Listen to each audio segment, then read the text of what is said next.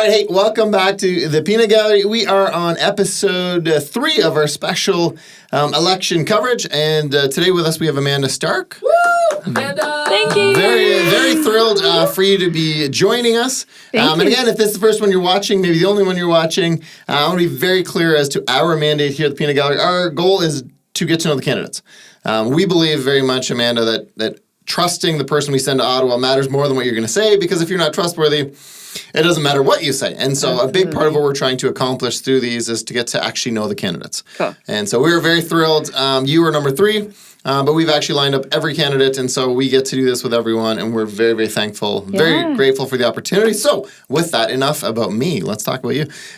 So tell me a little bit about you. And I want to know kind of how you ended up in Elgin, Middlesex. Tell me a little bit about your family, your background, your history before politics. Cool. All right. Well, it's hard to encapsulate, and I talk with my hands, so I'm sorry if I wave too much. So born and raised in Dorchester. My parents still live in the house I grew up in. Small town girl. Went to church and just was involved in all kinds of community things, fundraisers, and I played baseball competitively. Where'd you play baseball? In Dorchester? We love baseball. Fastball. So. Okay, very cool. And then played the clarinet all through school, and so that's a little bit about my background, where I come from. My mom and dad was raised in the church, but my dad's side of the family didn't go to church, so we were, in both worlds at the same time. Yep. And then, so fast forward, I went to Bible college, started life.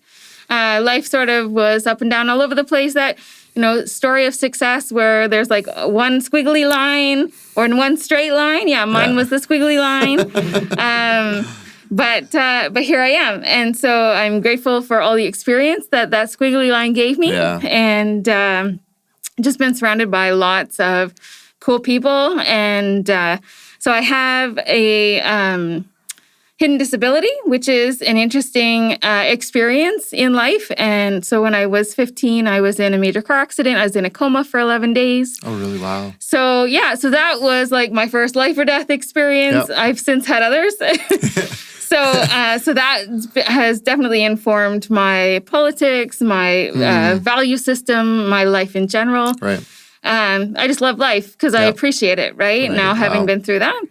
But anyways, so most people would never know that I have a head injury or a brain injury. I have done really well in school, straight A's, just went back to school at 40 and still got straight A's. Woo, so wow. 40. Yay, 40.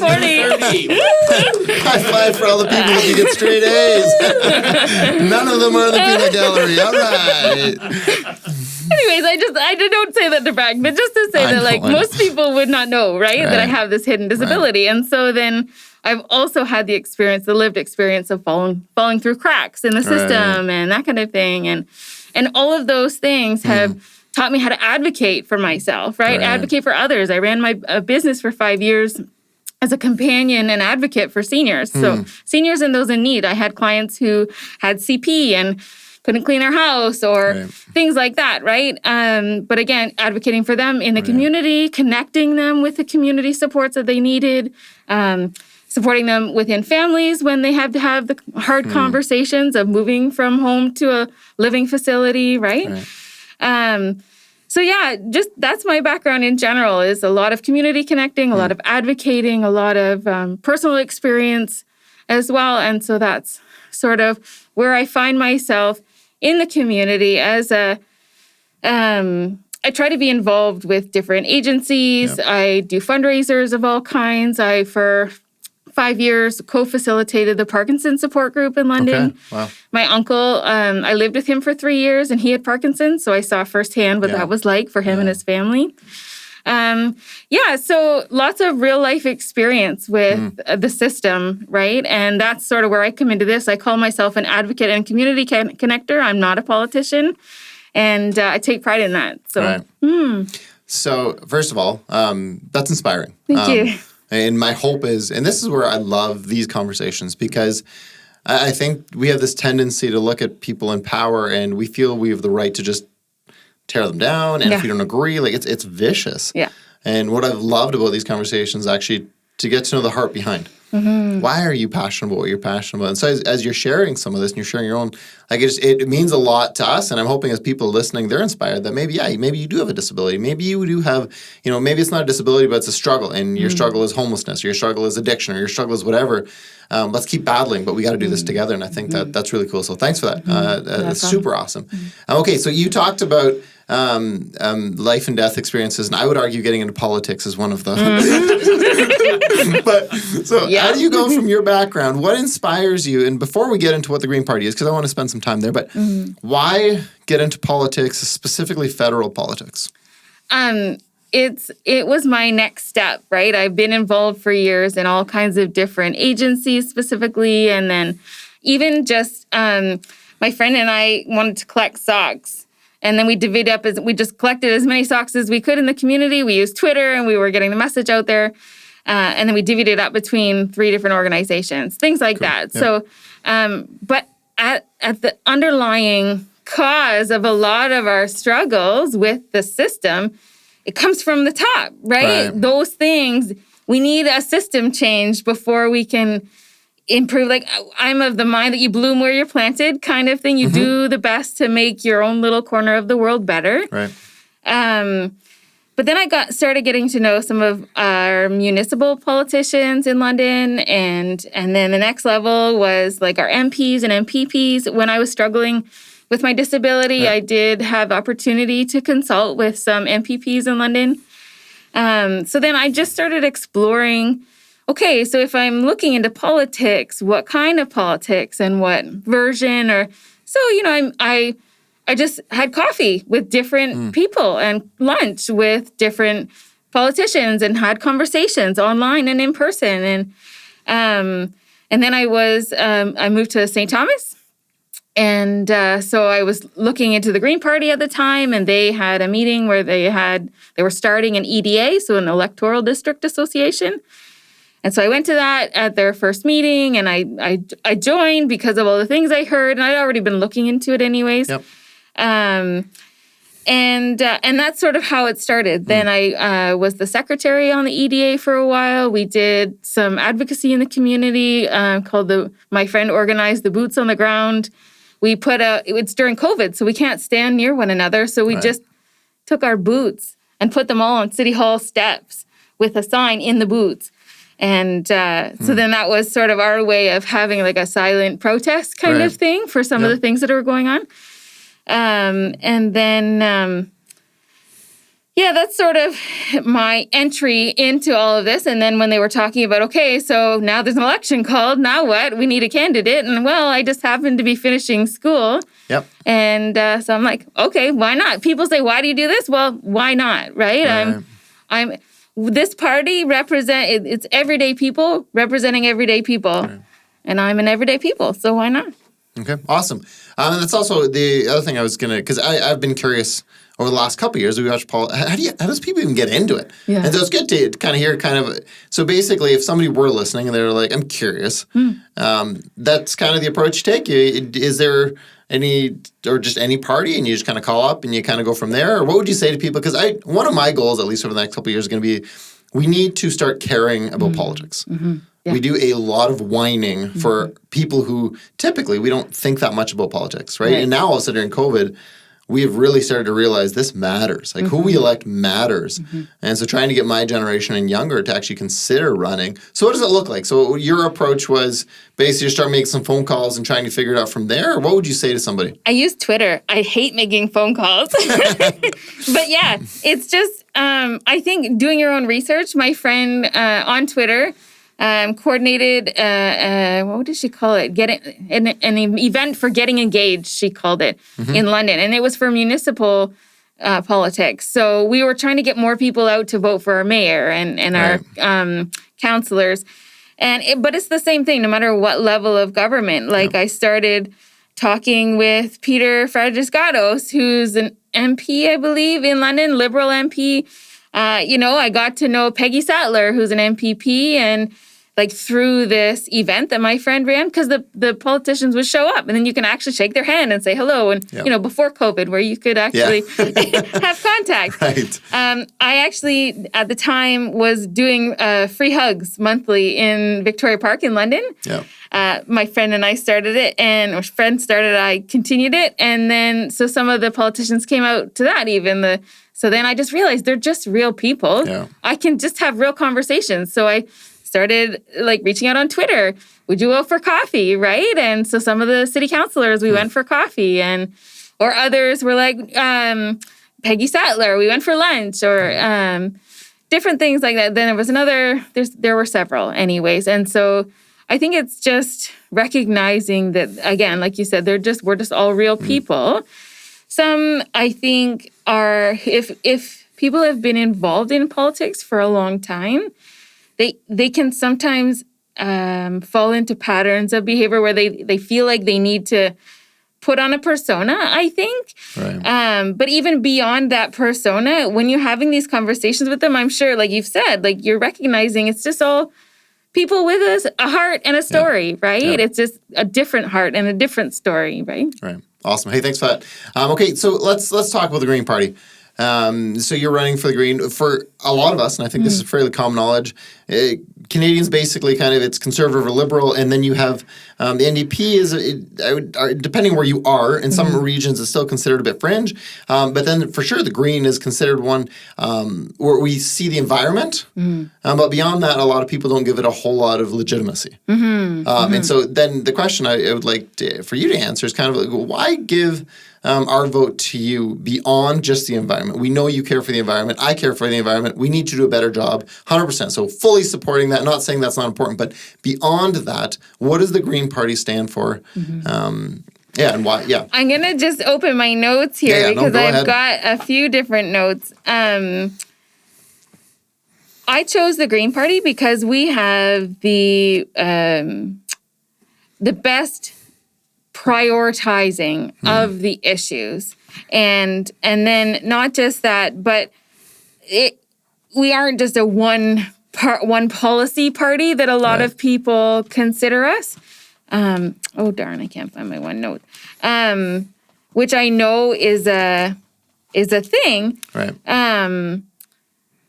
They have values. They're based on values, but then those values are what's the word? Like we can summarize those values in, and I can't find my one note that I thought I had. Gosh, no, you know what? darn, it's okay. I'm right here with you because this happens sometimes when we're doing sermons or something, and you look down and you're like, I don't know. Well, I was frantically printing right before I came here. So no. The Green Party values, there are 6 of them, and I can't rhyme them off the top of my head right now. But like ecological wisdom should inform decisions and not that's not just the environment. It's not just saying, oh, we need a policy for rainwater or flooding or something like that. Ecological wisdom is a broader thing than, and things like fairness or acknowledging someone's humanity, right? Like human rights across the board should be respected. And things like that. So I think because of that values-based system, that's what drew me to it. Because it's not just about politicking. Right. You know what I mean? Yep. Even though people are like, oh, the Green Party right now, they're having struggles with their leader and whatever. Well, what got us here is a truly democratic system. So we did a ranked ballot vote, which doesn't exist in like federal politics right now, other than in our party that I know. And which is the most democratic way to vote. So explain that to us, because I certainly don't understand that. So in a ranked ballot, you rank your choices. So rather than just having one name on a ballot, and then if your name doesn't get in, then like 50 plus 1 or whatever, it goes back in. Because if you feel that other people have merit, but it just isn't your first choice, it gives you the opportunity to still have a say. Right. So then they put it back in to be counted. They cross the top one off, put it back in with your second choice, If your second choice doesn't get 50% plus one, then they go down to the next one kind of thing, right? Okay. So we did that in London at the municipal level. And it's a way more democratic way for people to have their say instead of just like spoiling a ballot or saying, you only get one choice. Well, anyways,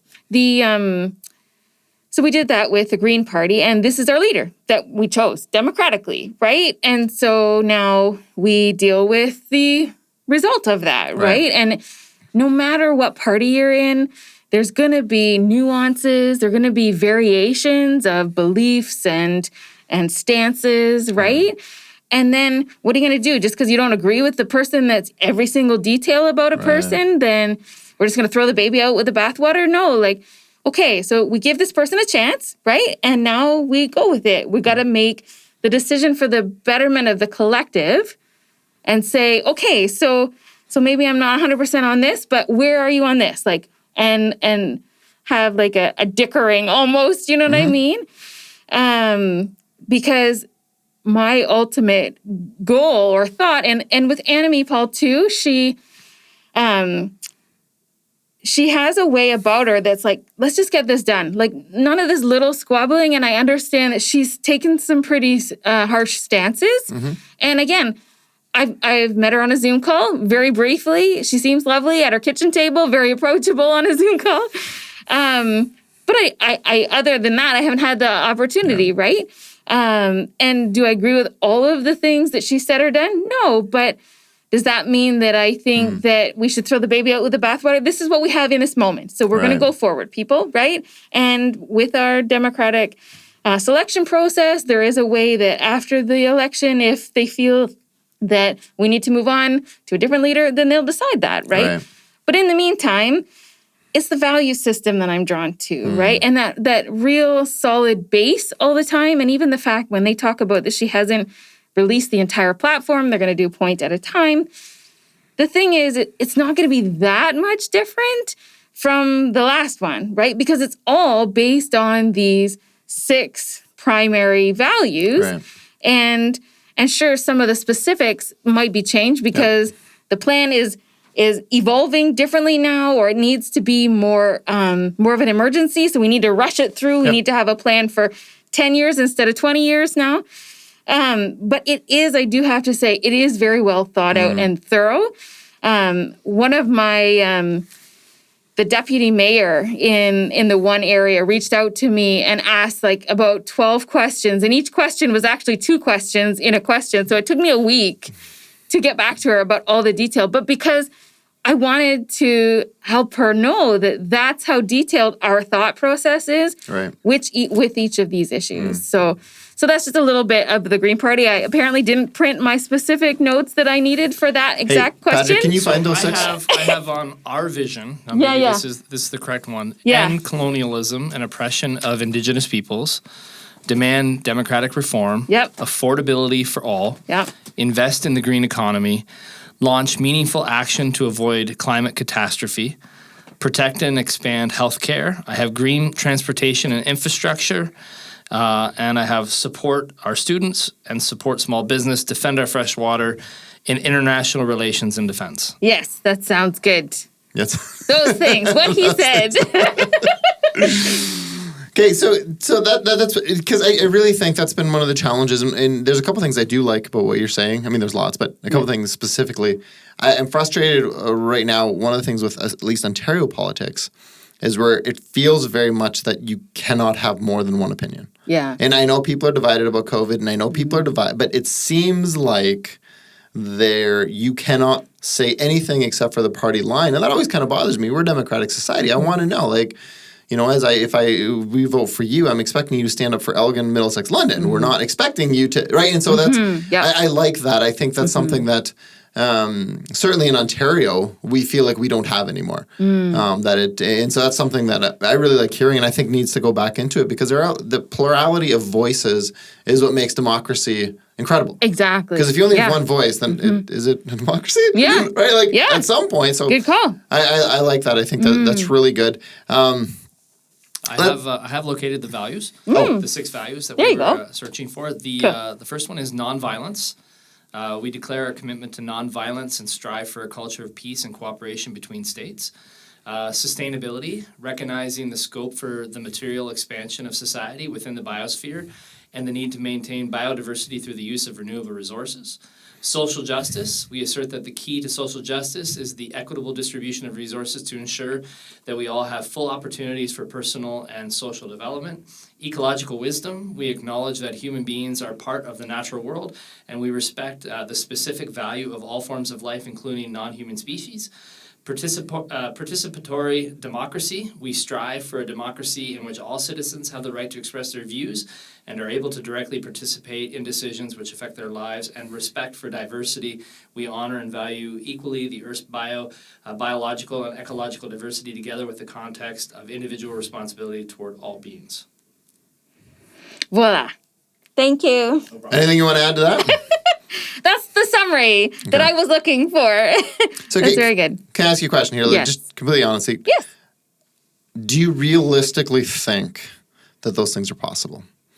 And I know that because a lot of them, I mean, as soon as you say nonviolence, I love the idea of peace, and everybody wants world peace, and we all want this. How do you as an individual feel like in the next 4 years, if we elect you, do you feel like we can actually turn that dial and move towards that? We have to start somewhere. That's my answer. And I honestly would do everything in my power, even from on Twitter the other day, they were talking about having positive conversations and someone said, what do you think of Justin Trudeau? And I think the whole goal of that question, you're baiting me. Right.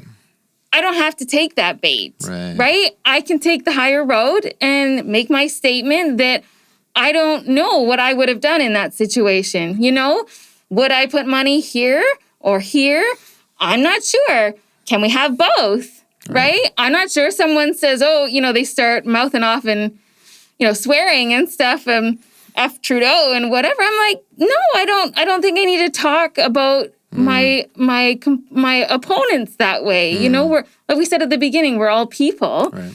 And I just don't think that like saying all opponents suck is a good way to go in politics. But, that's just me personally. And that's what I mean about holding those at the core of the way we approach things is important to our party. It's important to me. And do I think that it's possible for the world to have true peace? I don't think so, because not everybody has those core values. Right? But where I am in my corner of the world, with what I have given to me, this is what I can do, is to try and facilitate a space of peace in whatever way I can. So next 4 years, let's say you're elected. What are some of the things you're thinking? You're thinking Elgin, Middlesex, London, you get to represent us. What would be some of the goals that you're like, man, here's some things I would really like to tangibly accomplish? I would like to see more supports for homelessness. I know we're starting in our area that we talked about things in Elmer that are on the board now, and in St. Thomas we're starting to do a little bit more. I know a little bit in Dorchester. But I grew up in Dorchester. We're talking like 30 years ago when we were trying to keep the food bank funded and filled and that kind of thing. Things have changed in 30 years, right? So our communities look different. Rural communities and cities, they just look different. Cities, smaller cities, towns, whatever. We have a lot represented in our area. Yep. And so I really think it's important to look at, there's not a standard across the board that we can just say, oh, here, we'll do this here and this here and this here, all the same across the board. No, we need to be working cooperatively with our municipalities, with our towns, to make sure that we're giving them what they need specifically and listening to what they're saying. So I think of things like harm reduction right now is big in St. Thomas, where, they're talking about a lot of drug users. And maybe you don't see it as much in Elmer, or maybe we don't see it as much in Thorndale, or like I said, we are very diverse. But there, that needs to happen, harm reduction. And just to clarify on that, the statistics we've been given from Addiction Services is that it may be more hidden in our region, but it is not less. Right. And I think that's where the misconception is that people drive through some of these big centers, and it's more obvious. It's right in your face. But in our region, even a lot of the poverty is very hidden. It's hidden in decrepit housing. It's hidden in people just living on couches or having tiny, there's a bunch of it. It just looks a little bit different. Yeah, for sure. But it is a huge issue. Absolutely. For sure. And again, with our do no harm value system, right? That's where harm reduction comes in, meeting people where they're at. Right. And people have a hard time with consumption facilities, like supervised consumption. Scientifically, though, it's proven to save lives, to give people the opportunity. Like if people are dying right, left, and center. Oops, sorry. And I'm sorry. No worries. And if people are dying right, left, and center, we're not giving them the opportunity to turn their life around. Right. Well, and I think it's important. I like what you're saying, because you have to give people the opportunity. Not everybody's going to take it. Yep, exactly. And some will choose not to. Yep. And that is a free will choice they have to make. Yeah. But I think we have to do enough to at least give them opportunity and give them the dignity to say that if you choose to want to break this, if you are willing to do some of the work, we have to have something available for you. Because if we strip them of that, I mean, we're not even treating them as humans at that point. Exactly. And that's where, alongside harm reduction, we have counseling, we have, transitional housing, we have transitional programs. Way back in Bible college, my friend was running a transitional employment program where people were coming off the street and she was training them how to have a job again at this local cafe. Right. And some days she'd have nobody show up and she had a catering order to get out, right? So it was a challenging job. Right. But I just think we need more of that kind of approach, right? Where we have transitional training, supports of all kinds, mental health supports. We do have supports, but they're minimal, honestly. So let me ask you some more specifics, and you may or may not have answers, and that's fine. But specifically, let's talk about housing, because we do run some transitional housing, and the issue is there's nowhere to transition people to. And this is not unique to Elmer. This is a province-wide, I believe, and potentially countrywide. I'm just not familiar with outside of Ontario, but from a Green Party standpoint, how do we deal with the incredible shortage of housing that we currently face? There are things with funding for building new, but also retrofitting. Like how many spots in London are sitting, and I only know London because I just came from there, but also St. Thomas, are sitting empty, right? Because we give tax breaks for people to have empty buildings. Like, how does that work? Instead, we need to be using those buildings, and if they're old, retrofit them, update them, right? We need housing, right? Instead, we have buildings sitting there empty, dilapidated, and we have people on the street who are dying, right? We have a housing first approach with the Green Party. We have guaranteed livable income. But it all comes back to those value systems, right? Where people have the dignity that you talk about, right? We have to give them a chance, right? And if we're not doing that, then we're withholding basic human rights. Right. So let me ask a secondary question then, counseling. So we're coming out of before COVID, mental health was a huge thing, and people were already pushing back then that we need to do better. Coming out of COVID, it magnified that. And I don't even know, nobody really knows how much damage this thing is doing, has done. But we do know that mental health is going to be a huge thing. How do we navigate the fact that most of us can't afford the services we actually need to obtain better mental health? Counselors right now are going from a rate of about $130 to $170 an hour. Yep. And one session does not cure your life. So when you're looking for a lot of people who are struggling, the answers to their struggles aren't even available to them because there's no possible way you can afford that kind. So I know there are some government facilities. I don't want to downplay that, but they are all overrun. There's way more need than there is. So how do we approach that?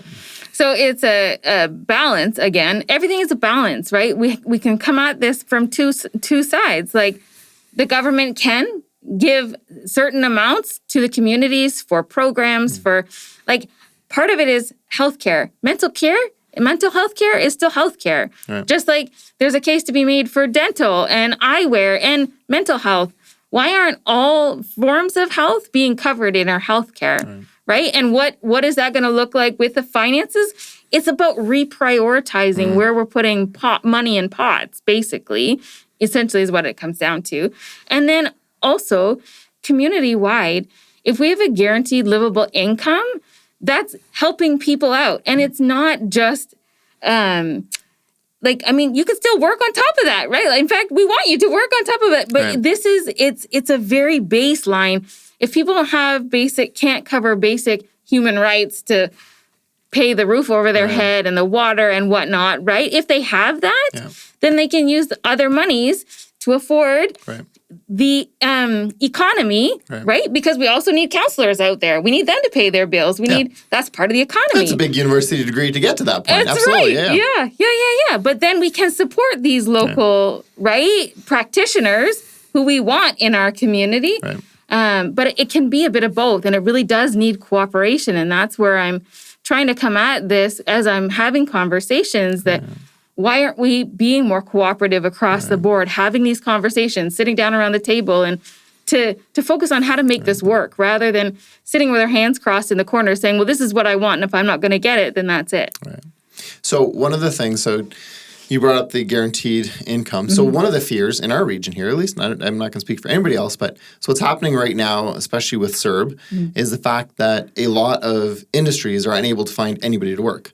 So we have friends who are farmers, and they're going to plow under half the crops. I know. Which it's crazy. Doesn't matter for them as much because they have a provincial program or federal, I don't know which one it is, but it's going to cover theirs. But it is going to skyrocket food costs. And so when a lot of people hear you say guaranteed income, our fear goes back to, well, right now CERB in many ways was. And so now we have a shortage of workers and cost of living is skyrocketing. Is there kind of a balance that you can, how do we navigate the fact that there are people collecting a ton of money who can work and there are endless jobs available? Like if you're in Elgin, Middlesex, there are endless good paying opportunities right now. And people just, they can't find workers. It's a matter, in my opinion, it's a matter of making those connections, right? So where I was saying that I'm a community connector. So having the conversations with the people who aren't working, why not? What is it that you need in the community? And then partnering with the jobs, right? Like it's almost like we need a middleman to sort of help with that. That's how I see it directly. It's a lot more complicated than that, I'm sure. And I get it because like my husband's family are, farmers who can't get work or who's have to till under all their stuff because they can't get someone to pick the cucumbers or whatever, right? I get it. And part of it is also facilitating a space, safe space with proper human rights and everything with what is the word? Transitional workers, right? Who are coming in, international workers, right? Like we want them to have a safe space and what's the word? Yeah. We want them to be well supported also, there's a whole program. I had a bit on that and it's not coming to me right now. Well, you know what? And I've learned this from the other interviews. Like these platforms are massive. And so when we're like, hey, we're going to do like 30, 40 minutes, it's like, there's not that. So we've gone pretty in depth. So let me round this up a little bit and I'll give the Peanut Gallery a chance here in a sec. But I want to come back to the original bit of a personal question. And that is, I agree. I love some of the stuff you're saying, actually. But my question is, why should I trust you with my vote? Why should you trust me?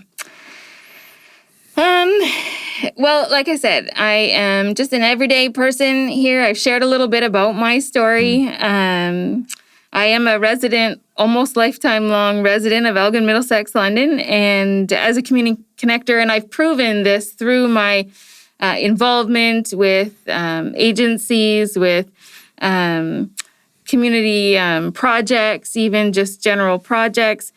I think my past and connections can speak for me. I mean, but I don't have right here in front of me, all my references. But if you go to my LinkedIn, I'm a hard worker, enthusiastic spirit, honesty, integrity, and genuine relationships are at the core of my approach. And I believe in providing true value through service and personalizing that service so that each contact becomes more than just a number. So That's sort of my little line. But I've always, even when I was in sales, like at Home Depot, for instance, it was all about customer service. It's about, let me help you. What can I do to help you? So even as a volunteer with the Parkinson's Society, or as a volunteer at church, or as a friend, or in this job, it's all about what can I do to help, and approaching it from more service-based position instead of just politics. And this is my platform, and this is what makes me right. Well, you know what? There's some things that you might not find right, but we can still have a conversation about that, and I can still represent you, because I might not agree with everything that you're about, but if democracy says, if enough people are saying it, right, that's the consensus, then I need to bring that to Ottawa. Right? Awesome. All right, anything from you guys? We would just like to know what, if you're not elected, what are your plans moving forward to continue to advocate and do the things that you're doing? What's next? Good question. If I am not elected, I will be looking for a job. So just putting it out there. I just finished my marketing management certificate at Fanton. Straight A's, as I already mentioned. Anyways, so yeah, that was just my thought. My husband has a business, and so I will do what I can for him with his marketing in the meantime, but I will be looking for work as well. I will be continuing to volunteer with the Green Party, and we have multiple things that we invest our time in, advocacy events and educational events. And I also just like to be involved on Twitter, on Facebook, on whatever. People can say what they want to say about social media, and it does get nasty. I'm not going to deny that. But I also think that that's where the magic happens, is in conversations with real people. And so if I can have an influence on someone's life positively, whether it's on Facebook or Twitter or at church or through the Green Party, that's what I want to do. Okay. Awesome. Well, I have really enjoyed this conversation. I have learned a ton and really appreciate the time. And hopefully you guys as well. It's been very informative. I certainly didn't know a lot of this stuff, and so it's been great.